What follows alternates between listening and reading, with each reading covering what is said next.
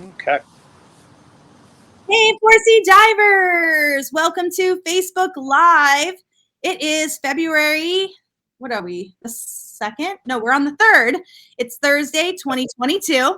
And thank you all for tuning in. If you are, we want you to say hello to us in the comment section. So make sure you give us a little hello and where you're listening in from so we know where you're at. And on the screen next to me is Dr. Dan Grobman. Say hello, Dan. Hi, guys. How are you? Thanks for having me. Awesome. So a couple of history on Dr. Dan. Back in the day when I first started, I think you were like one of the first guest presenters I ever had in the store. And you were talking about different, things to know about medical when it comes to diving. And one of my favorite presentations was going to be tonight's presentation, fitness and diving. So I thought, hey, we haven't done it on Facebook Live. Let's go ahead and bring you in. You're the expert, and we have a great presentation planned tonight. So we're excited. And Dan, we'll have you kind of give a background of who you are and where you're at. But before we do that, everyone's saying hello. Hi, everyone. Thanks for tuning in. If you are not familiar with the format of our Facebook Live, make sure before 6:45 to go onto our website, www.force-e.com, and go over to the events tab. Scroll down, find tonight's event, click on it, and make sure that you're registered for tonight, because tonight we're giving away a boat pass to go diving on one of the local boat charters here in South Florida. So you want to make sure that you're on that list so that I pull the names and we put in the random name picker, and you might be a big winner tonight. So you have until 6:45 to register. I'll share that link in the comment section in case you haven't done it yet. But make sure that you are in our registration before we pull those names. So, all right, guys. So another thing is we always start the new year off with, hey, let's get back in the water. Let's get diving. Well, we have to make sure that our bodies are ready for diving. So that's why I brought in the expert, Dr. Dan Grobman. He's going to be talking about fitness and diving. Gosh, I sound really crazy today, tongue-tied. Anyways, and so he's going to go ahead and give the presentation, and hopefully you guys get some good information out of it. And then we have a special treat afterwards. So make sure you're tuning in for the whole time. All right. So everyone's saying hi, Dr. Dan. Hey, hi, guys. All right. So make sure you introduce yourself, what you're doing, what you do here in South Florida, and we'll get the presentation started. All right. Well, thanks. So my name is Dan Grobman. I'm a sports medicine doctor over at Cleveland Clinic. And one of the things that I provide in my practice is service to divers, and to be able to not only, evaluate divers, but make, certain suggestions that may be beneficial to one's dive. It's also, part of what I do is to be able to evaluate a patient and see if there's any medical conditions that would either preclude them from diving, or to be able to participate with certain either restrictions or certain parameters, just to, allow the sport to be a little bit more safer for the actual patient. So obviously the last 2 years have been quite interesting for the world and for our dive community. And so, there's been a lot of recommendations that have been in flux, not only for medicine in general, but also for dive recommendations. So so I'll touch upon that at the end of the talk, with the understanding that there's little general consensus as far as specific recommendations, but I'll talk about certain organizations and what their recs are, and then I'll also talk about different medical conditions and what may be beneficial for the diver. So hopefully I provide a little bit of information. When I give you my presentation, I'm going to have to come off the camera because I'm using an iPhone, so please forgive me. But without any further ado, let's go ahead and start. So the first slide, the title of the talk is Fitness to Dive, the medical evaluation of the recreational diver. Next slide. So this is a fun picture of Tenneco Towers. If anybody has had the luxury of diving this dive, it's just spectacular when the viz is great. Next slide. So the outline of the talk will be about medical evaluation and clearance, what fitness is, and what exercise recommendations for a particular diver, what conditions concern us both in and out of the water, and certain things that would either prevent us from diving or restrict certain parameters of our diving. And then, like I said before, give some updates as far as COVID. Next slide. So the important goals of the visit between a dive medicine physician and a patient or an athlete is really to discuss and determine, existence of medical and behavioral conditions that may increase risk of diving, to be able to determine if there's any specific testing or evaluation if needed, such as a cardiac or a pulmonary evaluation. And it's really the purpose of the visit is really to provide an informed consent between the physician and the patient about what the risks are of the specific dive and what the risks are of specific medical conditions in relation to diving. So it's next slide under dive safety. It's a shared responsibility between diver and physician, and ultimately the decision lies in the diver's hands as far as what the decision is to dive. Obviously there's different parameters that may make a diver make the decision to dive or call a dive, whether it be weather conditions, personal health, mental state, and other divers. So the medical clearance, I'm sorry, next slide under medical clearance.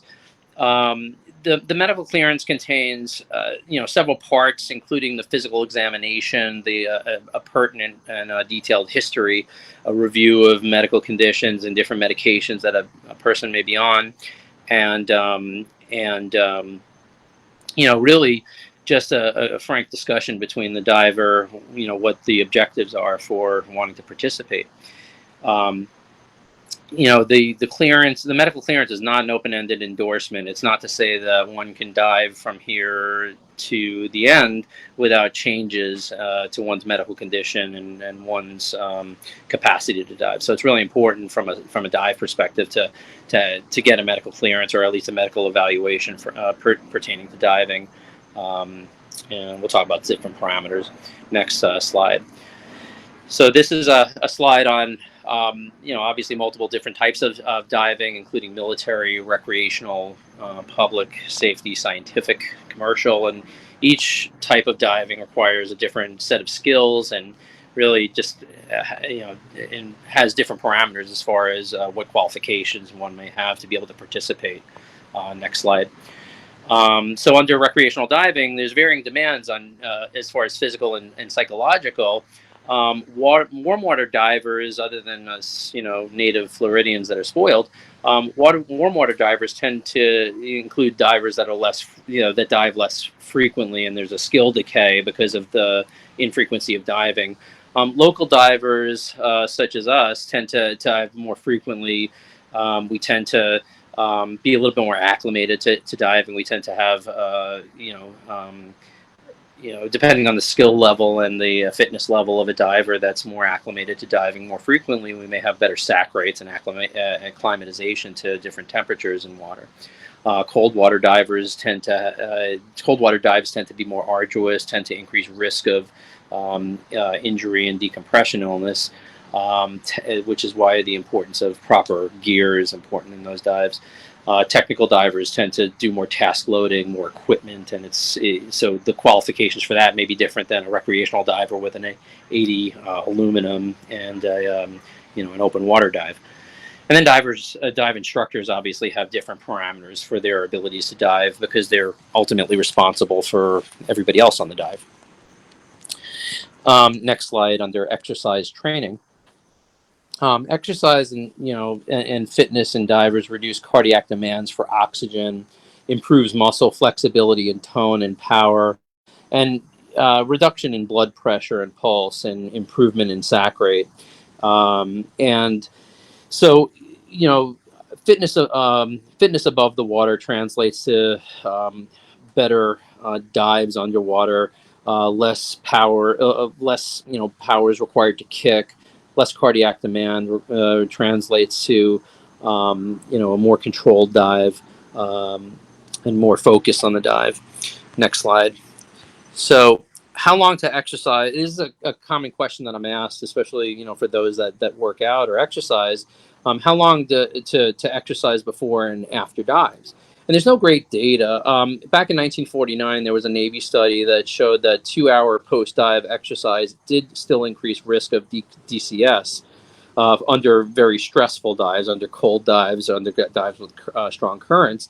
And that's likely due to the fact that we're still off gassing, and that when during that particular study, that cardiac demand was so great that there was probably more bubble formation in those individuals. And we'll talk a little bit about bubble formation later. There was a study in 1980 at Duke, and several divers experienced decompression illness shortly after diving and participating in weightlifting. And the theory is it's kind of like a shaken bottle of soda. When you dive and inhale or breathe your gas, and then come to the surface, it's like bubbles precipitating out of soda when you shake it. So that those bubbles will continue to leave your body over the 24 hours post dive generally. Next slide under exercise and diving. So exercising before diving, we we all enter the water and take on nitrogen at similar rates. There's a variation in the amount of nitrogen that our tissues take in, and the nitrogen is a gas that we don't use, so that builds up in our soft tissues, our bloodstream, etc. And so 2 hours after a dive is probably safe. However, on the more conservative side, I usually recommend, at least if you have to dive or work out or exercise on the day of your dive, and I recommend you wait. But if you do, I would probably give yourself about 6 hours before you really start taking on any exercise and really hydrate. But optimally, it's best to wait until the next day to start working out post dive. Next slide under osteoarthritis.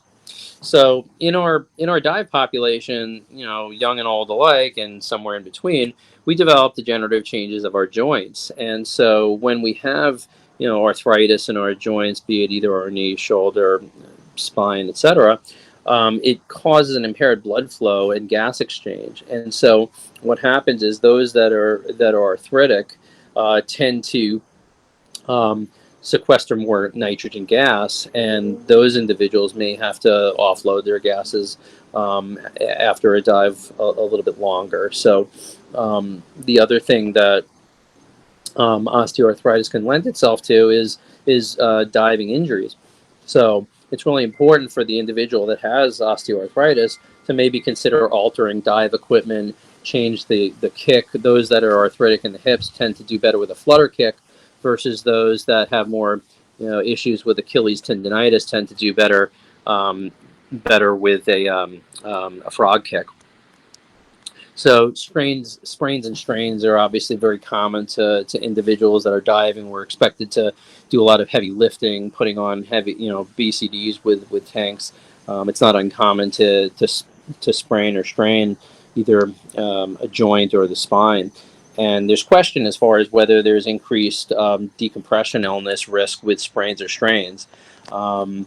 So, and likely that's due to alterations in blood flow in swollen joints or tendons. And so for those that have sprains or strains that are acute or active, it's probably better off to refrain from a dive and maybe try to return to a dive after injury in a more controlled environment. Some patients that I'll see with an injury, I'll have them dive in their pool for about a week just to get acclimated, and then return them back to the ocean.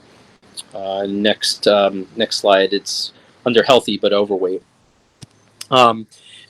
Consider two questions. Will an overweight diver suffer health effects with diving, and could excess weight limit necessary skills to successfully dive? Overweight is considered there's something called the body mass index, and overweight is considered to be 27 to 30, and obese is considered to be over 30, and morbid obesity is considered to be BMI over 40.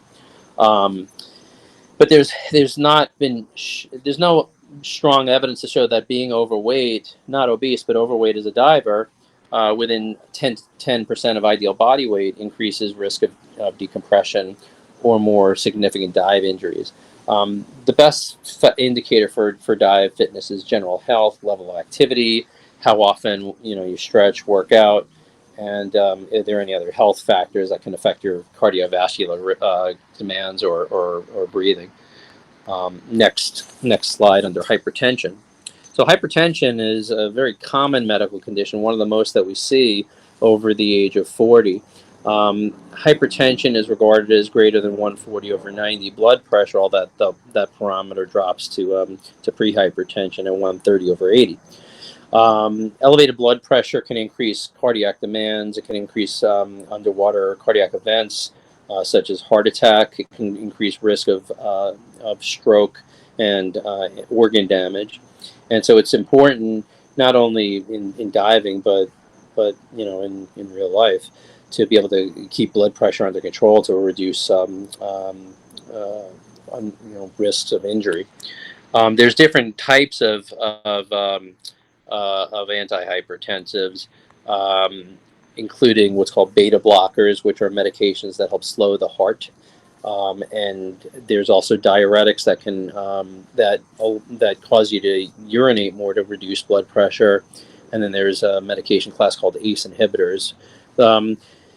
Usually for diving, I'll try to encourage one to have blood pressure control on an ACE inhibitor, because it doesn't slow down. It doesn't reduce cardiac heart rate. It doesn't increase your risk of dehydration like diuretics can.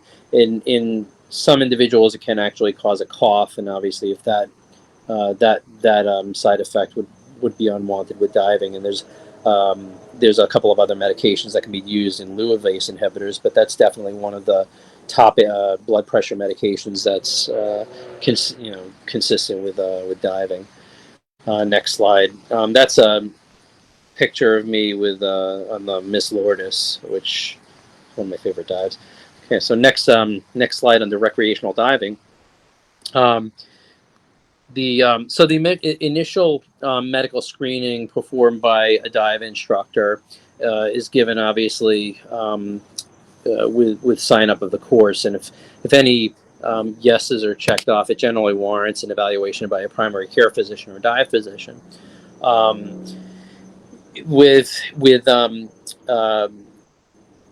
So there's different agencies may have different qualifications and worksheets for diving, but the bottom line is that if there's any yeses that are checked off on on your initial paperwork, it's most likely important to be able to just talk to a dive physician and see if diving is right for you, if there's any things that may need to be addressed in order to qualify for diving. Next slide is recreational diving. With recreational diving, you're certified for life. You get your certification, and that's basically it. There's no requirement for health maintenance or medical reevaluation. Now, the type of diving may obviously change that. So if you move from recreational diving to technical diving to dive instructor, that will change the criteria for how often you'll need to get certified. But it is recommended, regardless if you're certified for life, that you do get a dive medical examination. Under the age of 40, I'll usually recommend every 3 years, 2 to 3 years, and then over the age of 40, I'll usually recommend 1 to 2 years, depending on if there's any underlying medical conditions, or if a person just wants to just kind of touch base with any changes in medicine or changes in medical conditions. And obviously, like I said, health statuses change over time. We change, we age, and things change. Next slide. This is an example of a medical statement for Patty, which I'm sure you all can recognize. Next slide. This was just a slide under Fatality Workshop for Dan, and it was a study of 947 fatalities in between 1992 and 2003, and most of the fatalities were second to human error. The biggest one was insufficient gases, entrapment in closed spaces, and equipment problems. And then, as far as the type of injuries that were experienced, 33 drowned, 29% had a gas embolus, and 26% had an acute cardiac event. So, with a medical examination, next slide, I'm sorry, under essential systems, with the medical evaluation, we do review systems, so, cardiovascular, to see if there's any history of heart attacks, any prior surgery such as cardiac bypass or stents, if there's any history of symptomatic what's called a PFO, or patent foraminal valley in the heart. We review neurologic, any numbness, tingling, loss of strength in the extremities. We review pulmonary, and we ensure that, before clearance to dive, that that you're able to expand your chest wall and get the right amount of air in, and be able to also expel the air that is in your lungs safely. If there's if there's any history of asthma, we will have to work that up and see if you're qualified to dive. Psychiatric conditions or psychological conditions such as anxiety or stress can, certainly influence the dive. So that's another, factor to consider. Endocrine, such as diabetes and advanced age in diving. Next slide under cardiovascular. So one of the things that we will commonly order in somebody with either history of cardiac issues, pulmonary issues, is a cardiac stress test. It's important to be able to evaluate a diver and ensure that with the stress on the heart, due to either increased currents, cold water diving, or even just a stressful dive, that you're able to increase your heart rate enough to be able to keep up with the physical demands. Diving in 13, so there's different units called METs, and METs are measured on a cardiac stress test or a treadmill stress test. Most swimming requires about 3 to 4 METs. Many consider 8 METs as a reasonable standard to dive. 13 METs represents swimming against 1 knot of current for 1 minute. So if you can do that, you're generally able to reach 13 METs. Next slide. You can actually pass the formal exercise. Let's go to the following slide. Under factors increasing risk of sudden cardiac death. So risk of sudden cardiac death underwater includes such things as arrhythmias or changes in rhythm of the heart that can lead to fatality, valvular disease, or a narrowing of the valve that allows blood to flow to different chambers of the heart, congestive heart failure, or inability to pump blood to the point where you can develop fluid in the lungs, uncontrolled hypertension, poor exercise capacity. All these things can certainly increase risk of cardiac death.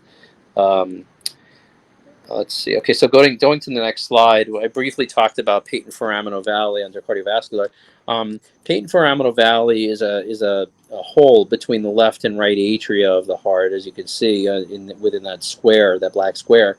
About 20 to 30% of all individuals have an actual patent foraminal valley, as seen on normal humans in autopsy.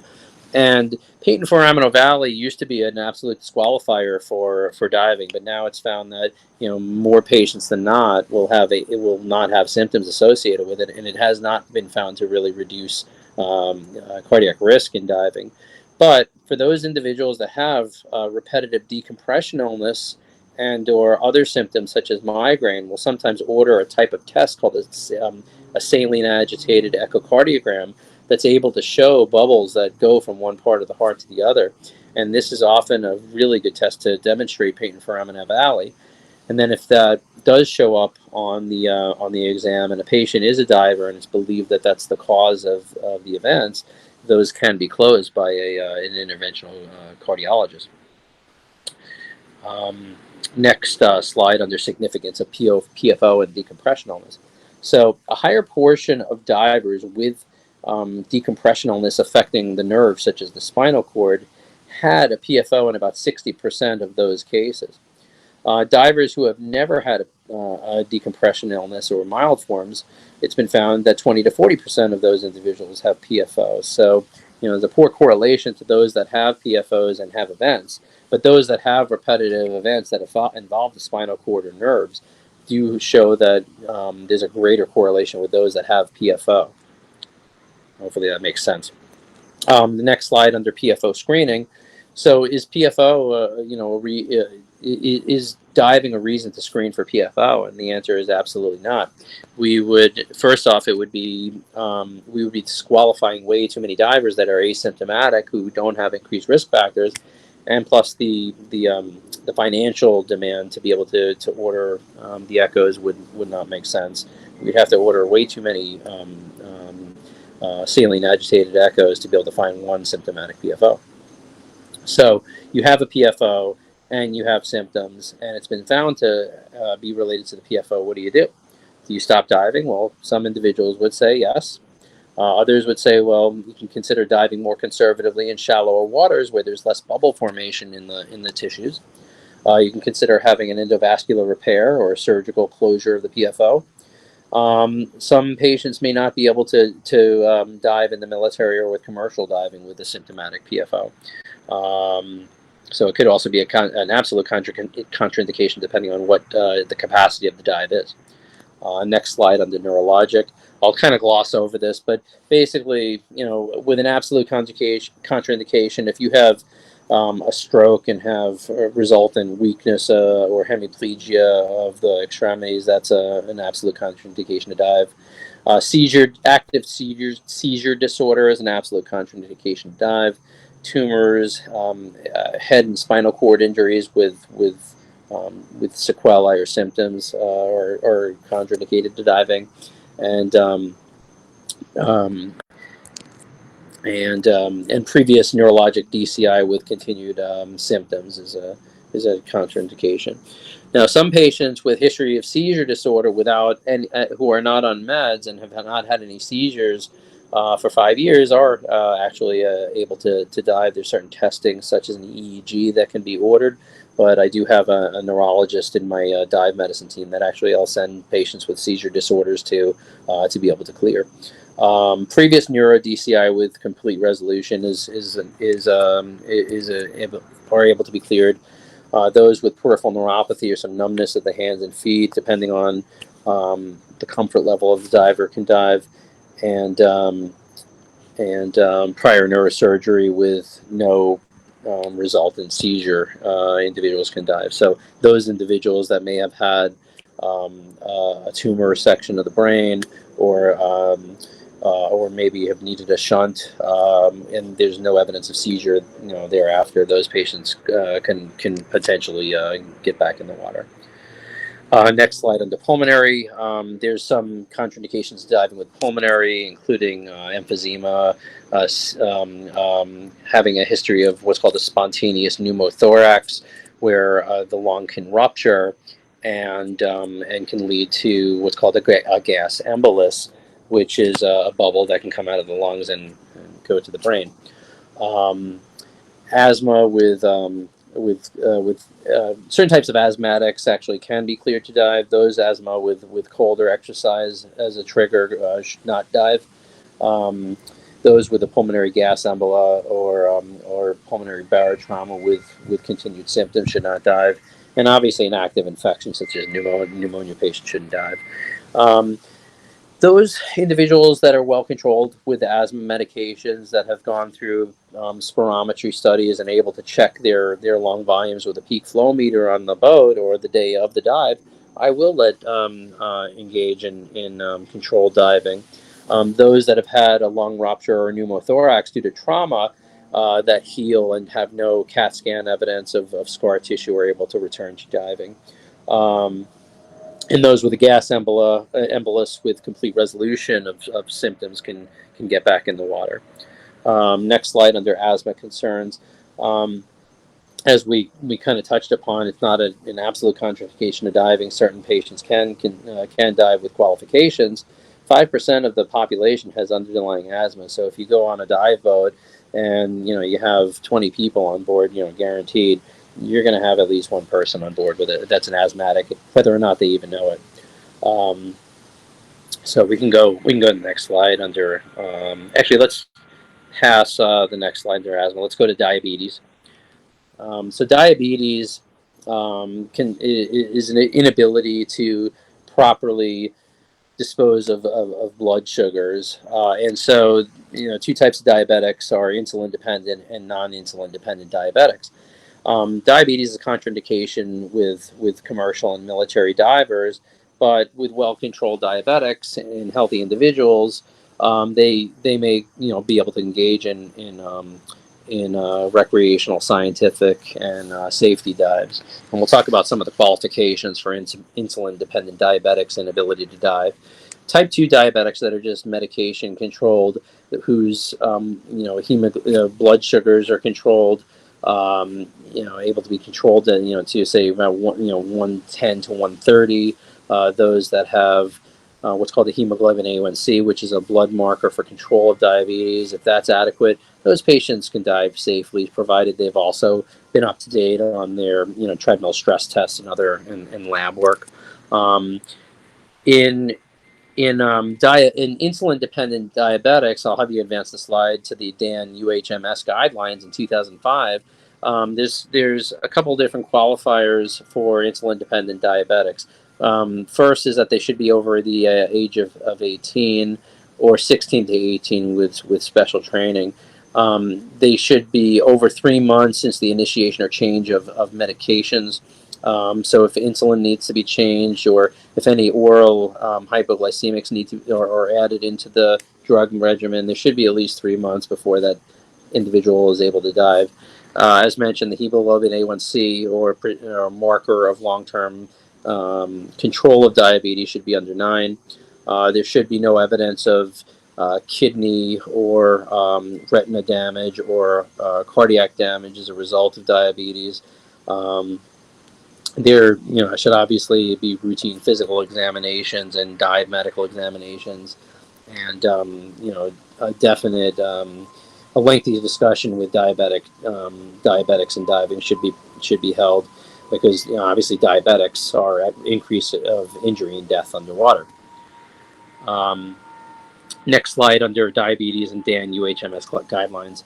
So the recommendations for the insulin-dependent diabetic that can actually dive is that they should be restricted to less than 100 feet of seawater due to increased risk of narcosis or hypoglycemia past the 100-foot mark.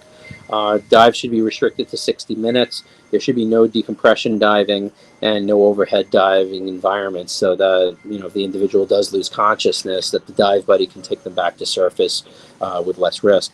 The dive buddy should always be informed of the partner's diabetic medical condition, and ultimately dive buddies that are diabetics, insulin dependent or not, should be paired up with a dive buddy that's not insulin dependent, because obviously we don't want 2 people having an underwater event at the same time.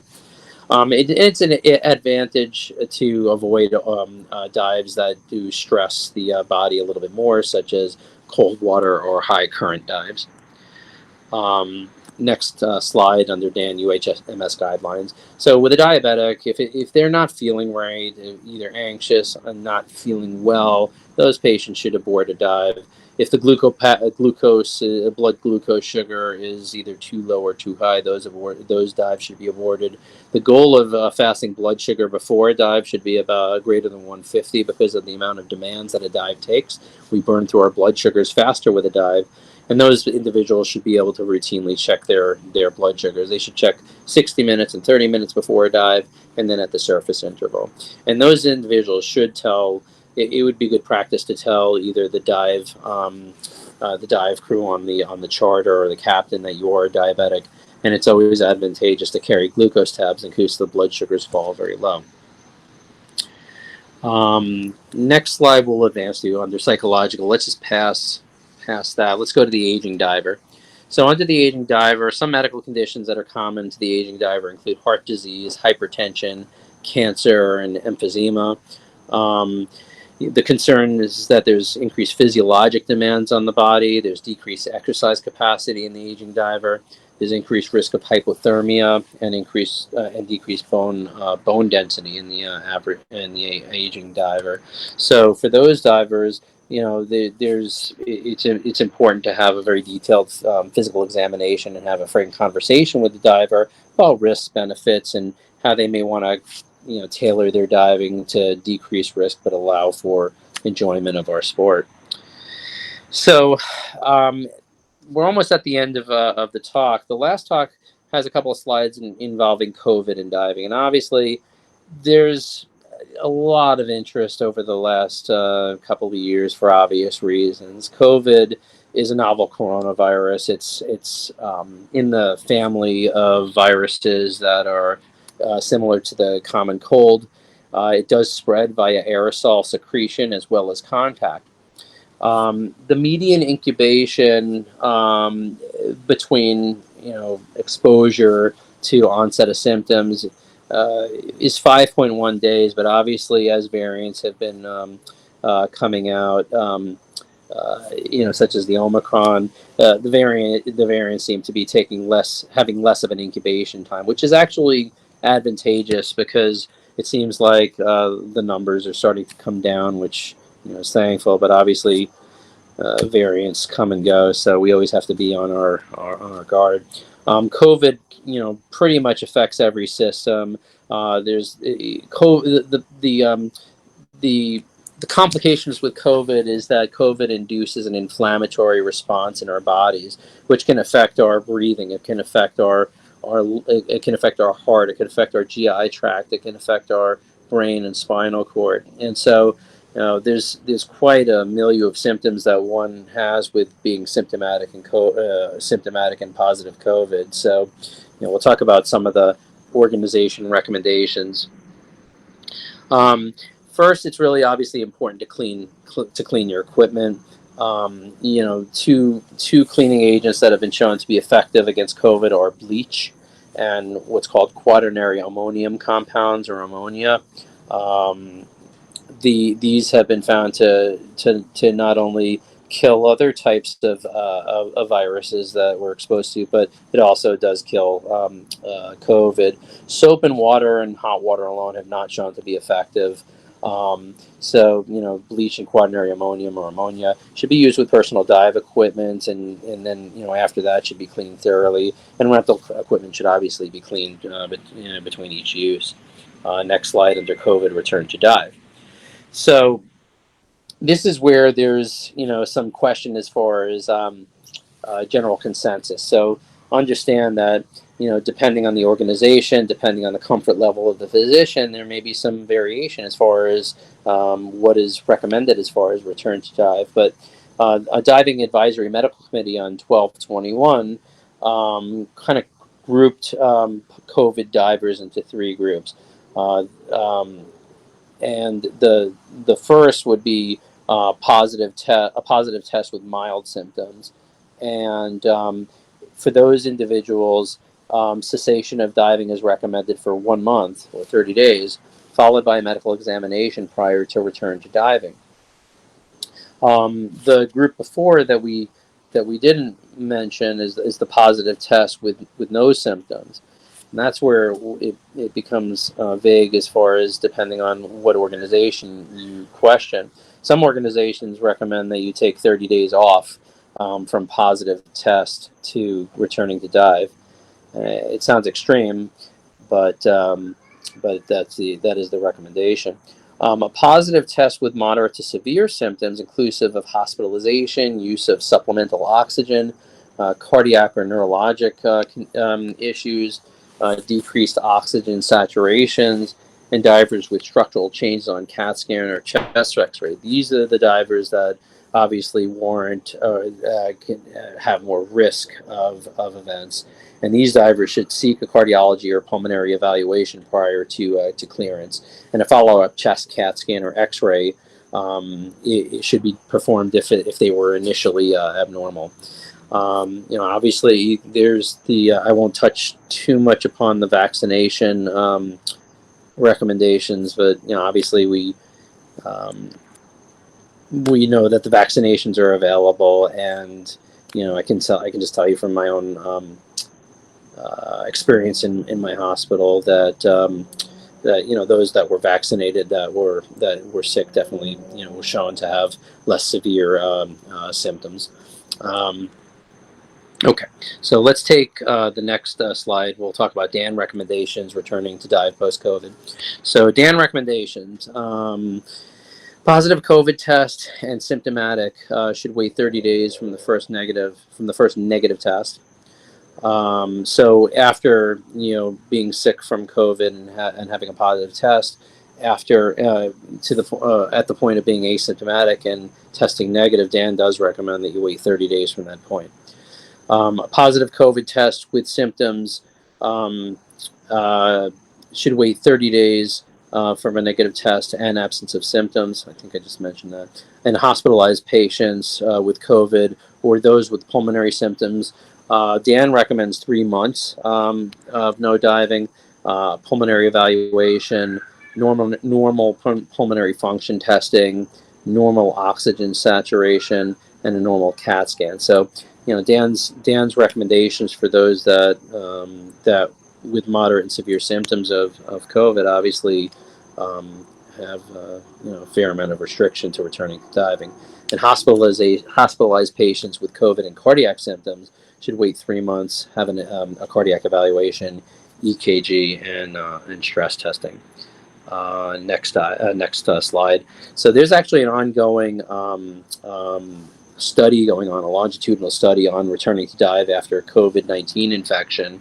And so for anybody that actually wants to participate in the study that were positive for COVID, whether or not with symptoms, you may want to consider contacting Dan and offering to enroll in the study, because obviously these recommendations are going to change multiple times.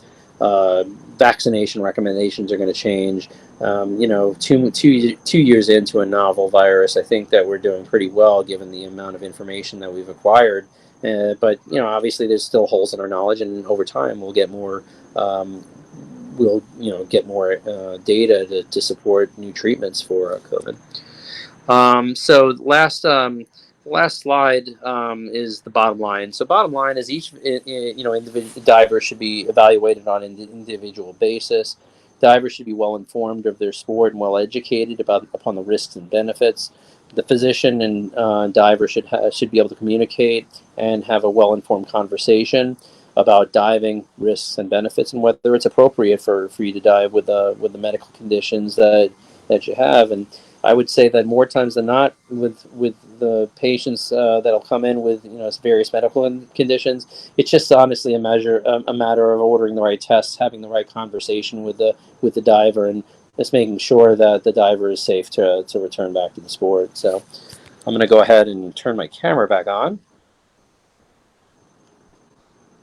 Okay, there I am again. I hope everybody enjoyed that presentation.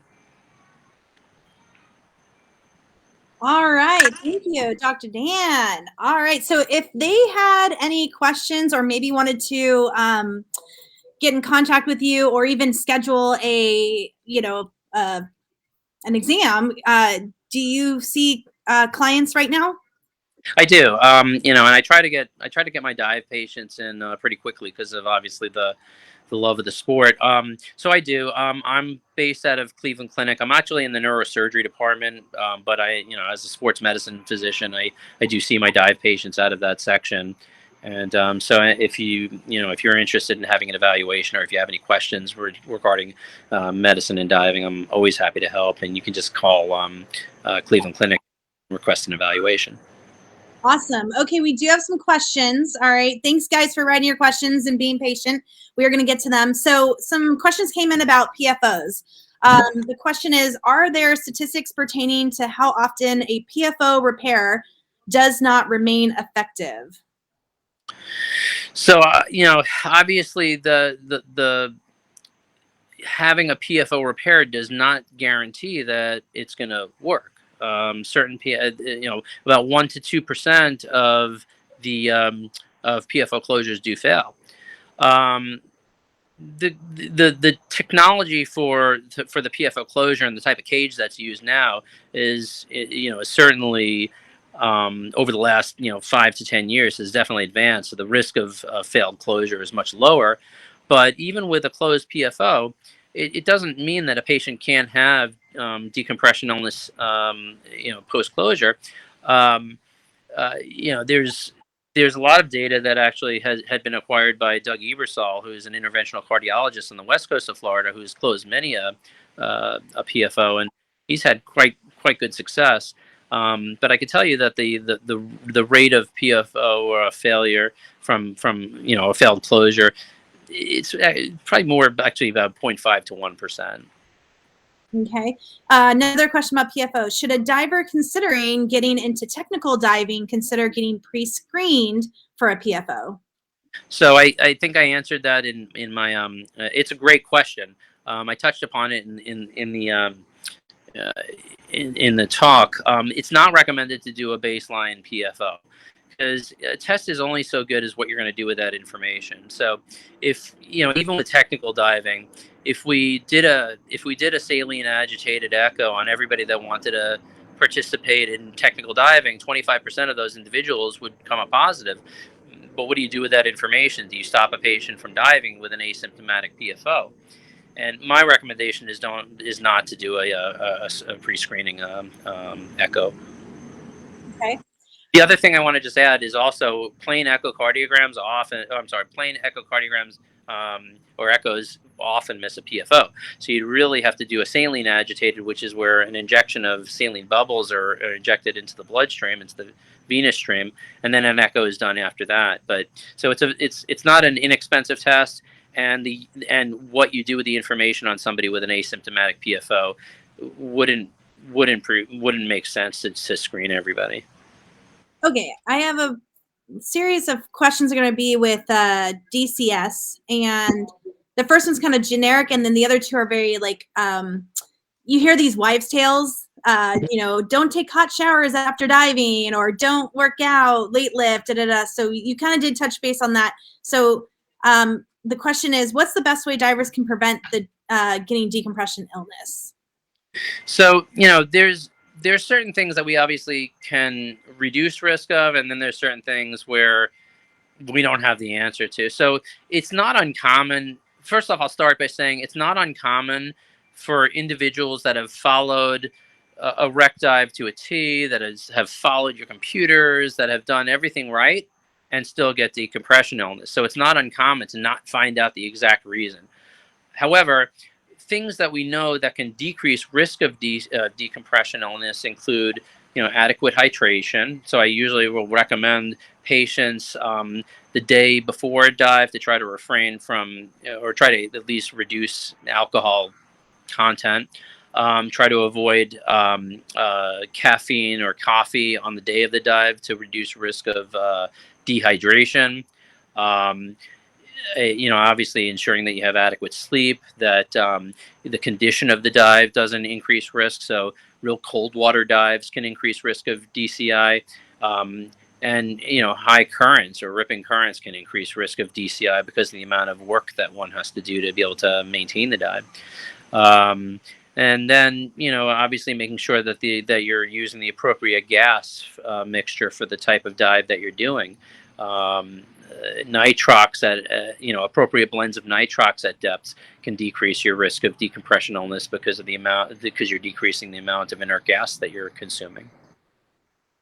Okay, so sorry, I got distracted. If everybody knows, Alyssa's here.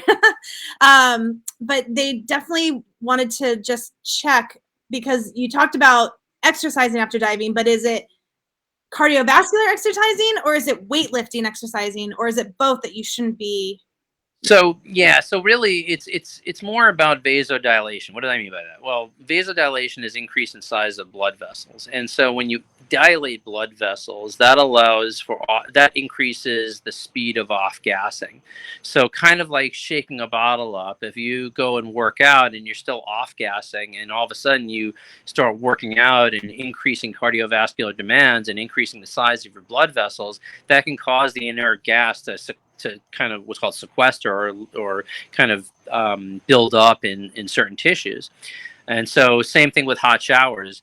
Yeah, anecdotally, skin bends does there is an increased risk of skin bends with hot showers because you're vasodilating or increasing the blood vessel size of the skin and muscle below.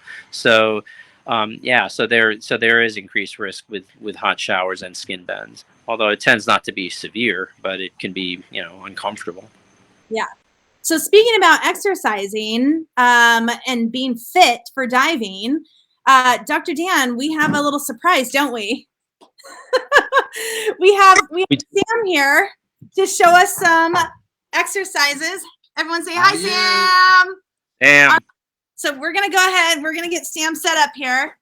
And he's going to show you guys some exercises that you can do to help you get ready for diving. And he's going to be using scuba weights. There they are. And he's going to be using tank. So just grab your tank out of your garage, grab your scuba weights, and let's get started. So Sam, go ahead. Tell them some exercises. The thing is, you don't need to work out long. If you do 10 minutes a day, that's all you need. Like everybody say, if you do a 10-minute walk, that's good. So if you guys are just starting, or if anybody wants to a little more advanced, we can always get into that later more. But this is mainly just to get started, get things moving around. Like anything, you have 5-pound weights, you think, oh, those are light. But if you do, like, even if you do, like, say, 30 seconds or 20 seconds doing little reps, and then a 10-second hold, after a minute, your arm's going to be burning. Same thing as you can do shoulders, like up here, you can move up and down. So really what you want to do like that, you can actually hold it for 10 seconds, then do 20 more seconds of reps. It'll start after not even a minute, your shoulders will be burning like crazy. So you don't think 5 pounds is going to be much? It is. So you can even go down to 3 pounds. It's more just getting things moving around too. So biceps, you can do the sides like this, out like that. You have 20 seconds, hold for 10 seconds, and keep doing that. You can even do shoulders, raising the shoulders like that, up and back and down. Awesome. And another good way to do it, so you can even do like legs and everything else too. You can hold weights if you don't want to do the weights and just go nice and slow. It's more about movement, getting things moving. Your legs controls your core, your whole body, and everything else is really good for you. So more advanced, I guess, if you want, grab a tank with a valve and everything else. You can cup it close to yourself like this. You're going to squat right down and right up. You don't lean forward and anything else too. You just want to go right down and up. So it's almost like sitting on a chair. Sitting on a chair and up. So you can do the same thing. You can actually go down if you're a little bit, you can hold it for like 10 seconds, come up, then it'll get your legs burning really fast. So, but mainly just use a lot of stuff. You don't need to go to the gym if you don't want, but a lot of stuff you have in your house. You can even do, if you have like a reg bag, put the weights in there. You can do a lot more stuff like that for your biceps and shoulders too. Tank bench presses. Yeah, that's it if you want. You can. Great. You can even do that on the floor if you want, but just be careful with all that stuff too, because you're really not grabbing something. You don't want to drop it and hit in your face. Awesome. So guys, maybe we'll do some exercises Facebook Live soon. Maybe in the future. All right. Okay, guys. So you know what time it is. It is time. Well, thank you, Sam, by the way. Oh, you will. And thank you, Dr. Dan. All right. So you guys know what time it is. It is time to do our raffle. So let's bring in my raffle. Oh, I forgot to let you guys know. February, we are doing, it is called our travel month. And so all of our stuff is geared towards travel. Whether it's traveling here to South Florida to do some diving with us or going internationally and going out to beautiful destinations to go diving, we have some information for you. So make sure you go onto our website, www.force-e.com, and check out what we have in store. All right, so here is our random name picker. And like I said, we are going to be raffling off a boat trip to Black Flag Charters. They're up in Riviera Beach. Thank you, Black Flag, for the donation. So first winner is who's going diving in Riviera? Ron Smith, you are the winner of our Black Flag Charter 2-tank boat trip up in Riviera Beach. All right, and guys, they were so nice. They gave us another one to raffle off. So let's go ahead and pick another name for tonight. Who's our winner? Who's our winner? Scott. Scott, you are our second winner for the night. Well, maybe you guys can be dive buddies and go diving together, or you guys can use them separately. But thank you guys for all to registered and listen to tonight's presentation. Thank you, Dr. Dan, for a fantastic presentation. I think you got a lot of people thinking a little bit more about their health and what they need to do to continue to go diving. And Awesome. We appreciate it. And guys, if you have, if you want to contact Dr. Dan, we will give you guys the information. Or Dan, did you want to give them your information? Sure. So the easiest way is to get in touch with my office. My office number is 954-659-5630, and if you call, you just ask for a dive evaluation or a dive visit. And my name is Dan Grobman, and we'll get you in quickly. And guys, if for some reason you can't get in to see Dr. Dan because maybe you don't live in the area, you live outside the area in a different state, you can go ahead and contact Divers Alert Network, Dan, and they can tell you, they can give you a list of doctors that are in your area that specialize in scuba diving fitness. So that's a wealth of information with them. So make sure you can get yourself cleared to go diving. All right, see you guys. Have a great evening. Bye. Bye.